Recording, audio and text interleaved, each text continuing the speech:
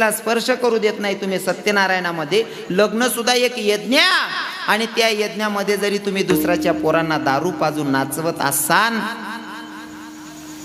तर तुमच्या लेकरांचा संसार सुखाचा जाणार नाही दादा। कोणत्या बापाला वाटतं माझ्या लेकरानं दारू पिली पाहिजे असं? कोणत्या मायला वाटतं माझ्या पोरानं दारू पिली पाहिजे? वाटतं का? कोणत्याच बापाला वाटत नाही माझ्या लेकरानं दारू पिली पाहिजे। कोण? माझ्या लेकराच्या लग्नामध्ये एन्जॉय झाला पाहिजे, लोक सगळी नाचली पाहिजे म्हणून दुसऱ्याच्या पोरांना दारू पाजून नाचवतात। सुखाचा जाईल तुमच्या पोराचा संसार।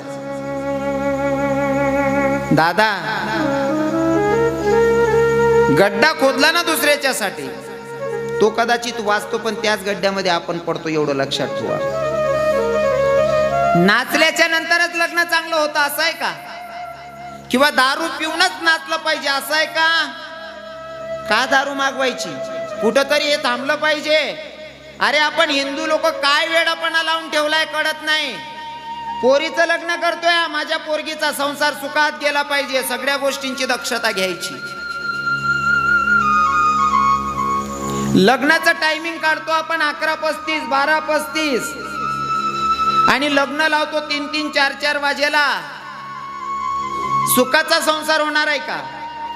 प्रभू रामचंद्रांचं लग्न होतं, सीतामय्या फुलार घेऊन उभी होती। प्रभू रामचंद्र सीतामय्यापेक्षा 4 बोटीला उंच होते।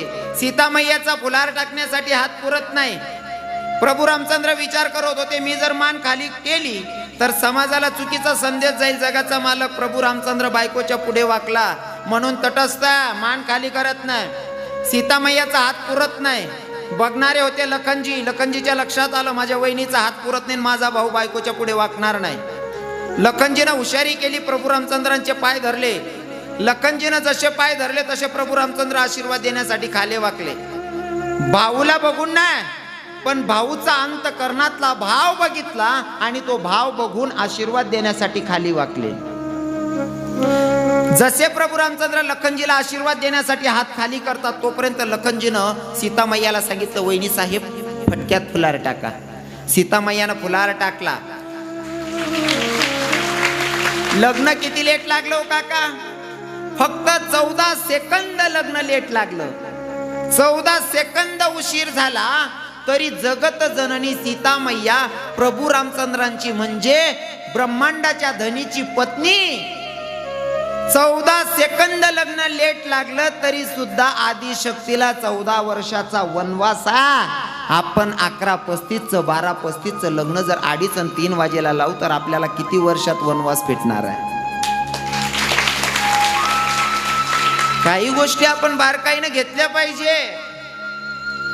कीर्तनातून भगवंत कडनं नंतरचा विषय, अगोदर आपण माणूस बनून जन्माला आलोय, आपल्या हिंदू धर्माचे नियम काय त्याचं तरी पालन झालं पाहिजे। तरुण पोरं एवढे दारू पितात लग्नांमध्ये, काही ठिकाणी लाज वाटते, काही ठिकाणी लाज वाटते। काही पोरं लग्न केल्याच्या नंतर बायको सोबत सासरला जातात। सासरवाडीमध्ये गेल्याच्या नंतर चुलत सालीचं लग्न असतं। या जवाई राहत असत ना, आणि दारू पिशनी या नागिन डान्स करत ती पोरले लाज वाटस, काही येडांचं लगीन कराय गे वो माय। दारू गांजा मत पियो यारो, अकल गुंग हो जाती, अपने पल्लों का दाम खर्च के मुंह में मक्खी आ जाती। सगळ्यांना सांगेल दारू आणायची नाही। हो, दारूनच सगळा सत्यानाश केलाय। पोरं एवढे जोरात नाचत होते, हाव भाऊ म्हणे पाय ना पठ्ठ्यानं कशी कमावली या। ती पोर म्हणे खरंय, म्हणे देखते घरी, म्हणे हा ना माय, म्हणे पाय तर घरी। पोर म्हणे हाव काय आवराव नाही, म्हणे धनी तुम्हाला तुमच्या मायच्या गड्याची शपथ खरं सांगा, एवढे पोरं कसं काय नाचतात? हाव म्हणे काय नाही सोपं आहे म्हणे, कोणले 20 कोणले 50 पाहिजे का कुत्तच म्हणे नेता तेलच ना माईक। पोर हुशार होते। पोर म्हणे धनी म्हणे काय तुम्ही जर 20 रुपया मान 50 रुपया मा एवढा उन्हाळा मग कुदाड राहणार म्हणे हा मग मन बापने 6 लाख रुपये दिलेत, मी कितली गोमालचो म्हणे। म्हणून देणाऱ्याने देत जावं, वाटत असेल तर घेणाऱ्याला वाटू द्यावी। हा, हुंडा देणाऱ्याने देत जावं। आणि प्रत्येक पोरीच्या बापाला माझी रिक्वेस्ट आहे, पोरगी जन्माला आली ना, तुम्ही किती गरीब असाल तरी दिवसाला गल्ला बनवायचा। आणि रोजचे 10 रुपये टाकायचे. काही काय म्हणतात महाराज आमची परिस्थिती नाही हो, रोज ना 10 रुपये कथा लावतो आम्ही. असा दोपटामा दिसू का नाही 50 विमल खायचाच का रे हो, बानट सुरूत ना. आणि पोरणी करता 10 रुपयाने निघत. हा 50 रुपयाने विमल नुसतं खाईन तू किती देस, मग पोटणी पोरणी करता 10 रुपयाने देऊ शकस का तू रोज ना. कोणालाच कमी नाही हो, गरिबी नाहीच आहे, पण गरिबी आपण वाढवून ठेवलेली आहे. का वाढली माहितीये का? पहिले लोके इथली नदारी होती. माऊली बाबा मनापेक्षा तुम्हाला अनुभव मोठा. एक ड्रेस शेत 2 भाऊ राहत का 3 राहत, गाव जाऊन टाइमले प्रत्येक तो ड्रेस घालीशनीच आहेत. बरोबर आहे ना. इथली गरिबी होती तरी लोक आनंद मजा घेत. हा ते आपला 50 ड्रेस राहतात तरी बी असं वाटत पिवळा कलरचा ड्रेस नाहीये माझ्याकडे. म्हणजे आपल्या अपेक्षा वाढल्या म्हणून आपल्याला गरिबी वाटते. नाही ते 3-4 भाऊ मिसनी एक ड्रेस राहे गाव जावाना तो बी लोक जगेत. पण आता जास्त फॅसिलिटी वाई घेत ना, जास्त अपेक्षा वाढी घेत. आणि या हळदीच्या बँडाचा जर विषय आला ना, दारू आलास ना अवघडे. मना एक मित्र आहे डीजेवाला, मी वृंदावन तैन येलो तू पावसाळाना सीजन तिकडे रासमे ऊन तो म्हणे महाराज 2 महिना पण तिकी निरांतात म्हणे या ना चहाले. आता तो डीजेवाला आहे त्यांकडे चहाले बसनो तिथला मग एक नवर देऊ ना डीजे ठरवाले. म्हणे सोनू भाऊ म्हणे काय आपले डीजे लागणार शे म्हणे. म्हणे भाऊ पैसा कितला दिशी त्यानापेक्षा पहिले हाई ठरायले कितला वाजा लागून डीजे वाजणार शे म्हणे मला. म्हणतं कार सोनू भाऊ तू पहिले पैसा ठराव ना, ते काय वाजाना काय विशेष आहे का? म्हणतं नाही म्हणे महाराज काय काय गावेस ना पोरे इथला वायबार राहताना कितला घरात लोक वाजायला लावतस म्हणे. नवरदेव म्हणे सोनू भाऊ टेन्शन नको लिया म्हणे, मना मित्र इथला खानदान येत ना म्हणे, त्यासले जरी एक दाऊन चढी घे ना जनरेटरना आवाजवर बी कुत्ताच म्हणे तुम्ही डीजे बंद का करले तर म्हणे. कितला वायबार धंदाचे आहो. मूळ मुद्दा असा, मुलगी जरी एवढं विशेष रत्न आहे तरी लोकांना पोरगी का नको. आणि मुलगी किती विशेष रत्न आहे ऐका. कदाचित माझं अगोदरचं बोलणं काही लोकांच्या डोक्यावर न गेलं असेल, पण आता मी मूळ मुद्द्यावर येतोय आणि तुम्हा सगळ्यांना समजेल. ज्यांना मुलगी आहे, ज्यांना बहीण आहे, जे स्त्री जातीवर विशेष प्रेम करतात त्यांना कळेल माझं बोलणं. मुलगी किती विशेष आहे. एखाद्या पोरगीचे लग्न संबंध जुळलेले आहेत, पोरगीचे लग्न संबंध जुळलेले आहेत. हळदीचा प्रसंग ढोलवर थाप पडली त्या क्षणी मुलगी, मुलगीची आई, मुलगीचे वडील या 3 लोकांची अवस्था पाहण्यासारखी असते दादा. बोलता पण अर्थाकडे लक्ष नाही, पाहता पण समोरचं दिसत नाही असा प्रसंग नवरी पोरगीची माय आणि नवरी पोरगीचे वडील या 3 लोकांचे असते. काही सुचत नाही. हळदी लागलेली आणि मंडपामध्ये एखादी वस्तू कमी पडावी आणि नवरीच्या बापाला सांगावं का हो दादा आपल्याला मंडपामध्ये एखादी वस्तू कमी पडायली. नाना भाऊ मंडपामध्ये एखादी वस्तू कमी पडत्या ती जा घरातून घेऊन या. नवरीचा बाप जातोय, पण माणसाला घरात वस्तू कुठे माहिती नसते, माहिती असते ते बायांना. तो माणूस त्याच्या पत्नीला शोधतोय. हॉलमध्ये पाहतो बाई दिसत नाही, किचन रूम मध्ये पाहतो बाई दिसत नाही, बेडरूम मध्ये पाहतो बाई दिसत नाही. बाई गेली कुठं? तर बाई अंधाराच्या एका कोपऱ्यामध्ये रडत होती. बाई रडत होती ते बघून या माणसानं सांगितलं ए बेडी काका काय झालं? काय नाही हो धनी. ए तू रडते कशासाठी रडते ग? नाही हो धनी मी रडत नाही. हे वेडी मी तुझा पती आहे, मी तुला चांगला ओळखतो, काहून रडते ग? नाही हो धनी. हे वेडी तुला मंडपात कुणी काही बोललं का? तुझा कोणी अपमान केला का? नाही हो धनी. ए वेडी अगं सांग ना काहून रडते? नाही हो धनी. ए वेडी सांग ना. धनी खरं सांगू का, पोरगीला हळद लागली ना धनी तेव्हापासून दीदी सारखी रडते हो. हळद लागली तेव्हापासून दीदी सारखी रडते धनी. दीदीच्या जवळ जाऊन तिला समजावून सांगा का बेटा तू रडू नकोस म्हणून. त्या बापाच्याही डोळ्यात अश्रू होते. तो बाप सांगायला लागला वेडी अगं तू माय आहेस, तू 10, 20, 50 नाही 100 बायांमध्ये बसून रडली तरी तुला कोणी नाव ठेवणार नाही. पण मी जर का रडलो ना तर हा समाज मला कोणत्या नजरेनं बघेल. अरे माणसासारखा माणूस काय बाईवाणी रडायला लागला. मी जर का रडलो ना तर हा समाज सांगेल याच्याकडे पैसे नसतील म्हणून नाटक करतोय का. मला नाही रडता येणार. दादा दोघांचा संवाद चालू आहे. दोघं नवरा बायको ढसाढसा रडत होते. हळदीची रात्र दोघं नवरा बायकोंनी रडून काढली. सकाळी आंघोळ वगैरे करून नवरीचा बाप ओट्यावर मंडप टाकलेला आहे अंगणामध्ये. स्वयंपाक चालू आहे जोरात. कोणीतरी नवीन व्यक्ती येतोय आणि नवरीच्या बापाला विचारतोय, का हो दादा, तुमच्या घराच्या समोर भला मोठा मंडप पक्वान्नाचं जेवणाचं साधन बनते, हे कशासाठी आणि कोणासाठी हो? तो नवरीचा बाप वरवर मनाने सांगतो, दादा माझ्या पोरगीचं लग्न आहे रे. वरवर मनाने सांगतो नवरीचा बाप, माझ्या पोरगीचं लग्न आहे. पण अंतकरणातून आवाज निघतो, काय सांगावं दादा, मी माझं स्वतःच काळीज कापतोय, पर त्या व्यक्तीला दान करतोय ज्या पोराला मी बघितलं सुद्धा नाही. दादा, कधी नवरीची माय, नवरीचा बाप, नवरीची बहीण, नवरीचा भाऊ होऊन बघा, मग कळतं. कारण माझा कीर्तनातलं ब्रीद वाक्य, ज्याचं जळतं ना ते त्यालाच कळतं, इतरांना नाही कळायचं. लग्न संबंध आटोपले आहेत आणि शेवटचा प्रसंग आहे तो म्हणजे बिदाईचा. आता पोरगीला सासरी जायचा. महिला मातांना सांगतोय, दीदी ते पोरी बोलू नका ना बेटा.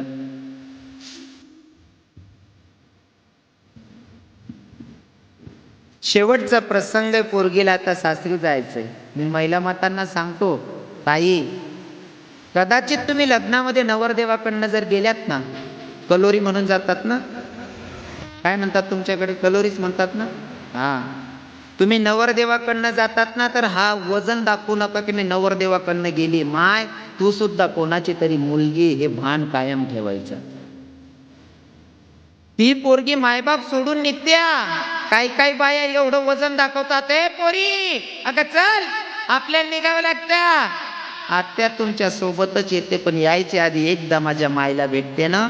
काही बाया सांगतात, काय मायला भेटते, 20-22 वर्षाची होईपर्यंत मायकडेच होती ना, तेव्हा नाही का विचारलं, आत्ता विचारायला वेळ भेटते का, चल लवकर. ताई, आज नवरदेवाकडनं गेली, पण एक गोष्ट लक्षात ठेव, तुझ्याही पोटी भगवंतानं मुलगी दिलेली आहे. कदाचित तू सुद्धा कोणाची तरी मुलगी होती, म्हणून या गोष्टीची भान राखली पाहिजे महिला मातांनी. तुम्ही माझ्या हात म्हणून मला हक्कानं सांगावं लागते.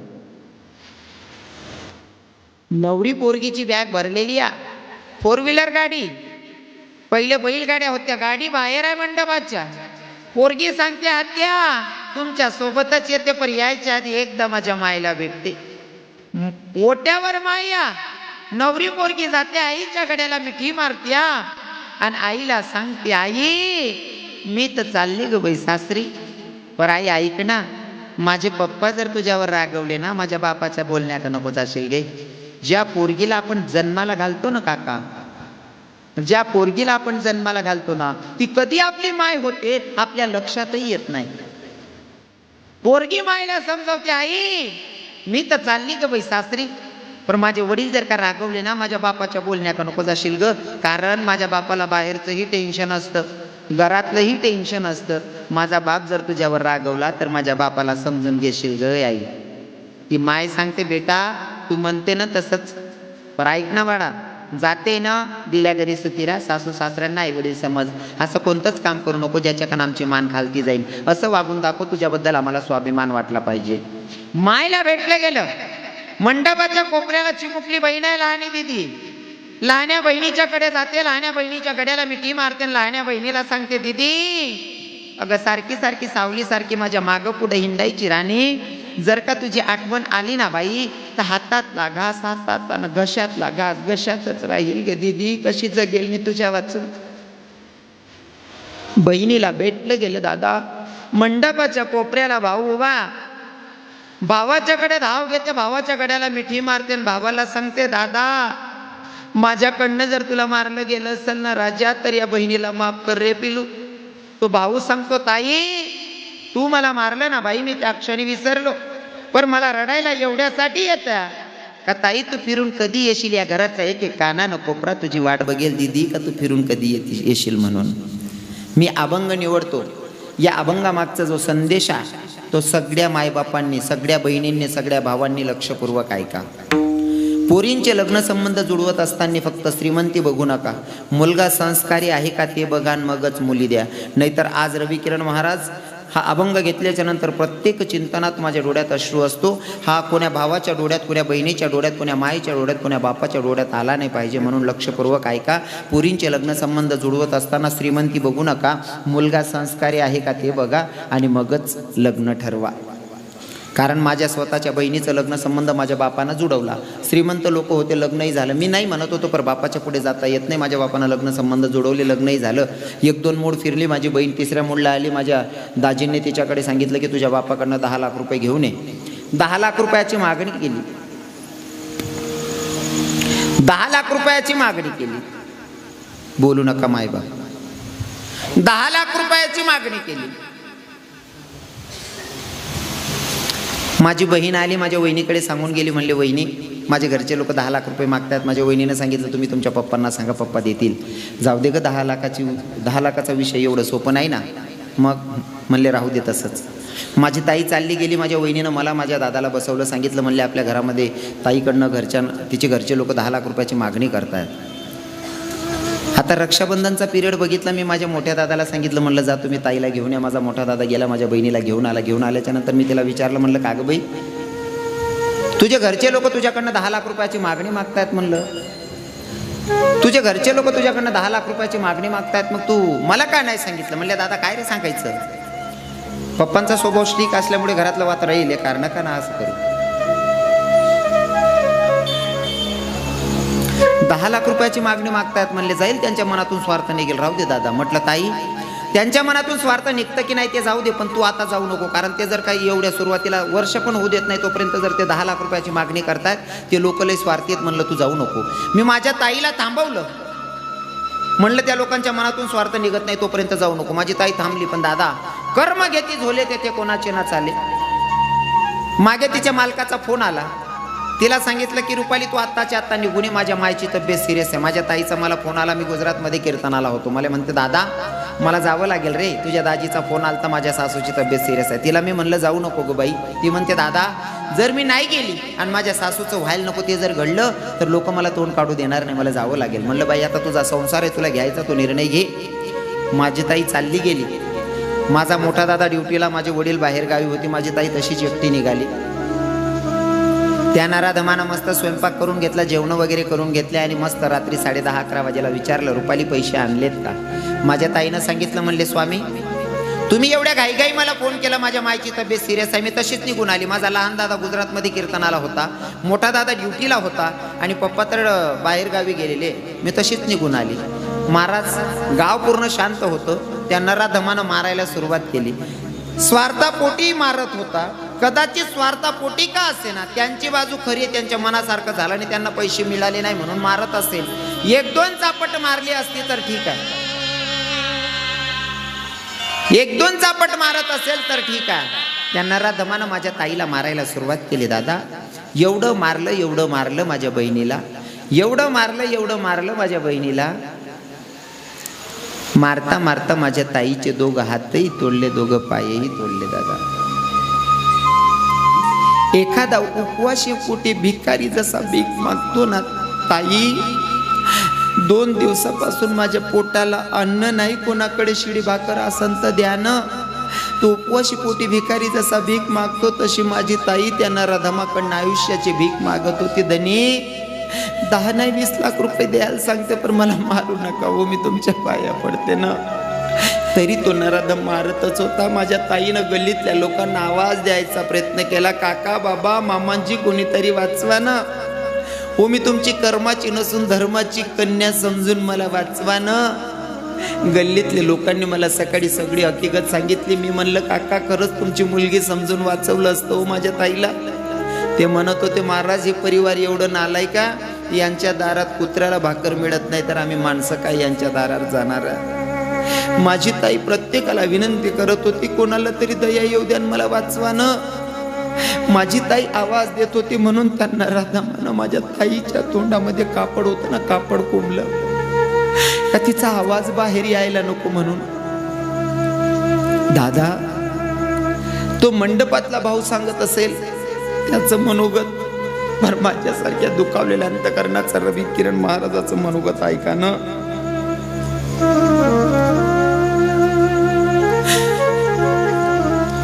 माझ्या ताईचा आवाज येत नाही या, माझ्या ताईचा आवाज येत नाही या, बोललं जात नाही, दोघं हातही तोडलेत, दोघं पायही तोडलेत, आता उठलंही जात नाही या, बोललंही जात नाही या. त्या नराधमानं माझ्या ताईच्या गळ्यामध्ये दोर टाकला, खेचत खेचत जिन्यानं वरती घेऊन गेला, दुसऱ्या मजल्यावर जाऊन माझ्या ताईला गळफास लावून मारलो. दादा, तो मंडपातला भाऊ सांगत होता ना, ताई तू फिरून कधी येशील म्हणून, या घराचा एक एक कानानं कोपरा तुझी वाट बघेल. माझ्यासारख्या दुखावलेल्या अंतकरणाचा भाऊ आज 8-9 वर्षापासून वाट पाहतोय. माझी ताई अक्षय तृतीयेला येत नाही, भाईबीजला येत नाही, आता रक्षाबंधन गेलं, रक्षाबंधनला येत नाही. मी तर म्हणतो ताई तू माझ्यावर रुसली का ग बाई? प्रत्येक बहीण भावाला राखी बांधते, न जाणू तू माझ्यावर असा कोणता राग धरून बसली? 8 वर्षापासून माझ्या हाताला तू राखी बांधत नाहीये. दादा, ज्याचं जळतं ना हे त्यालाच कळतं.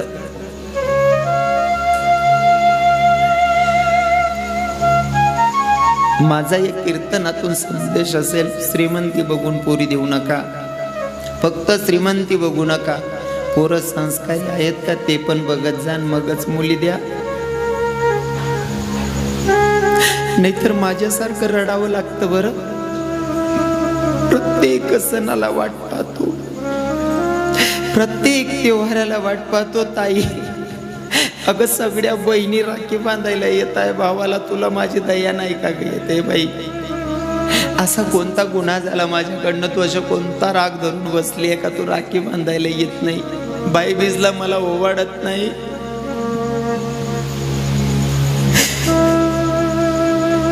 दादा, तो मंडपातला भाव वाट बघत होता, ताई तू फिरून कधी येशील म्हणून, या घराचा एक एक कानानं कोपरा तुझी वाट बघेल. माईला भेटलं गेलं, बहिणीला भेटलं गेलं, भावाला भेटलं गेलं. अंतिम शिखर आहे ते बापाचं. बापाच्या प्रेमाची लांबी मोजता येत नाही आणि रुंदी मोजता येत नाही. बापाच्या प्रेमाची लांबी मोजता येत नाही आणि रुंदी मोजता येत नाही. बापाच्या जवळ जाते, बापाच्या गड्याला मिठी मारते पोरगी, बापाला सांगते पप्पा मी तर चालली हो सासरी, पण माझ्या मायवर नका रागवत जाऊ पप्पा. का? जेव्हा जेव्हा तुम्ही माझ्या मायवर रागवता ना पप्पा, माझी माय एका कोपऱ्याला बसून रडते. होय, मी जवळून बघितला. जोपर्यंत मी होती तिला समजवायची, आता मी ही चालली तर माझ्या मायला कोण समजवणार आहे? पप्पा नका ना रागवत जाऊ माझ्या मायवर. तुम्ही रागवताना माझी माय 2-2 दिवस जेवत नाही हो पप्पा. जसं आज मी तुमचं घर सोडून जाते, तशी माझी माय सुद्धा तिच्या मायबापांचं घर सोडून तुमचं घर सांभाळते, तुमचा संसार करते. तुमच्याशिवाय तिला समजून घेणार कोणीच नाही. पप्पा नका रागवत जाऊ माझ्या मायवर. एवढा प्रेमानं बघते ना दादा. फक्त मुलगी सांगते, मुलगा नाही सांगत. हे भाव फक्त मुलगीला असतात. कदाचित मुलांना या विषयावर टिंगल वाटते.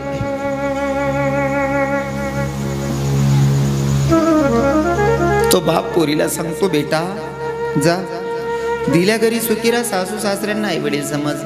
असं कोणतंच काम करू नको ज्याच्याकडून आमची मान खालती जाईल. असं वागून दाखव की तुझ्याबद्दल आम्हाला स्वाभिमान वाटला पाहिजे. मंडपाच्या बाहेर बैलगाडी होती, त्या बैलगाडीमध्ये पोरगी बसली. बैलगाडीमध्ये पोरगी बसली आणि बैलगाडी आता तो हाकणारा हाकत होता, पण पोरगी मागं तोंड करून बसली. बैलगाडी पुढे चालत होती. मागं तोंड करून बसण्याचं कारण असं होतं, जसं बाळ जन्माला आल्याच्या नंतर लेकराची नाळ खांडली जाते, म्हणजे माईपासून बाळ वेगळं केलं जातं, तशी ती पोरगी विचार करत होती की आता मी माहेरपासून वेगळी होणारा, माझा अंतर पडणारा जो अधिकार माझा होता, तो अधिकार आता माझा राहणार नाहीये. माझं माहेर माझ्यासाठी परक होणारा. एकदाच डोळे भरून आता माहेर बघायचंय, कारण हे माहेर माझं परक होणारा. बैलगाडीमध्ये बसलेली पोरगी त्या अगोदर नवरदेवाकडनं आलेल्या बाया होत्या, त्या बायांना सांगत होती, आत्या ते जे घर दिसतंय ना बाई, ते माझ्या बापाचं. डोळे भरून माहेर बघायचं. ओ आत्या, ते घर दिसतंय ना, ते माझ्या बापाचं. ती गली दिसते ना ताई, ती पूर्ण माझ्या काका बाबांची. बैलगाडी गावाच्या बाहेर निघाली, गुर्राकी गुर्र चारत होता. त्या गुर्राकाकडे बघून पोरगी म्हणते, आत्या तो जो गुर्राकी दिसतोय ना तो माझ्या माहेरचा. अजून बैलगाडी पुढे गेली, एक मेंढपाळ मेंढ्या चारत होता. त्या मेंढपाळला बघून पोरगी सांगते, आत्या तो मेंढपाळ दिसतोय ना तो माझ्या माहेरचा, मा बापाच्या गावाचा. बैलगाडी पुढे जात्या, ऐन अरण्यात बैलगाडी गेली. आता कोणी दिसत नाही, फक्त मंदिराचा ध्वज तेवढा उडणारा ध्वज दिसत होता. त्या उडणाऱ्या ध्वजाकडे पोरीनं बघितलं आणि सांगितलं, आत्या तो मंदिराचा ध्वज दिसतोय ना बाई तो माझ्या माहेरचा, तो मा बापाच्या गावाचा. आत्या बघा ना, आत्या बघा ना, तो मंदिराचा ध्वज दिसतोय ना तो माझ्या माहेरचा, मा बापाच्या गावाचा. बैलगाडी पुढे जाते, पोरगी फिरू फिरू मागं पाहते, ते माझं माहेर, ते माझं माहेर. तो प्रसंग माझ्या तुकोबरायांनी बघावा आणि अभंगाच्या प्रथमचा